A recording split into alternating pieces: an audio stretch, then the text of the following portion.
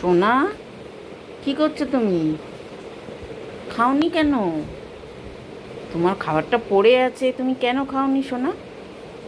তুমি খালি আমাকে দেখলে হবে? খেতে হবে তো। তুমি কেন খাও না? ভীষণ জ্বালাতন করে, একদম খায় না স্যান্ডি। কেন এরম করো? প্রত্যেক দিন খাওয়া নিয়ে ঝামেলা, প্রত্যেক দিন। সারাদিন ওর খাবার পড়ে থাকে, একটুও খায় না। আবার রাত্রিবেলা তাকে ধরে বেঁধে মানে জোর করে খাওয়াতে হবে। আর আমার কথাগুলো যেন ও শুনছে, একদম ড্যাক ড্যাক করে তাকিয়ে এখন আমার কথা শুনছে। আবার জিভটাকে এরম করছো কেন? কেন করছো? খাবে না? একদিনও খাও না তুমি, রোজ রোজ এক জিনিস। এত বয়স হয়ে গেল, এত দিন হয়ে গেল, ওর একই জিনিস চলছে।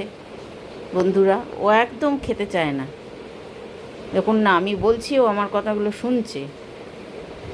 কিচ্ছু খায় না, মাংস খেতে চায় না। এক দিন মুড হলে খাবে। আর রাত্রিবেলা আমি ওকে রোজ খাওয়াই দুধ, রুটি, কলা, আমের সময় আম সব মেখে খাওয়াই। তাও রোজ খাওয়াতে আমি পারি না, পালিয়ে যায়। কথা আমার শুনছে আর মুখটা ঘুরিয়ে নিচ্ছে। ওকে খাওয়ার কথা বলেছি, ওর পছন্দ না। ওর খাওয়ার কোনো ইন্টারেস্ট নেই, একদম খেতে চায় না। একটা জিনিসে ও খায়, ও মিষ্টি খুব ভালো খায়। মিষ্টি যদি হয়, চকলেট যদি হয়, ওই যে কানটা নাড়াচ্ছে, খাবে চকলেট, ওই দেখুন, তাহলেই ও খুশি।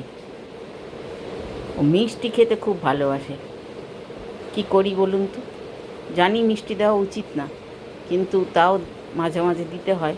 ও তো একদম কিছু খায় না, তাই মাঝে মাঝে দিই।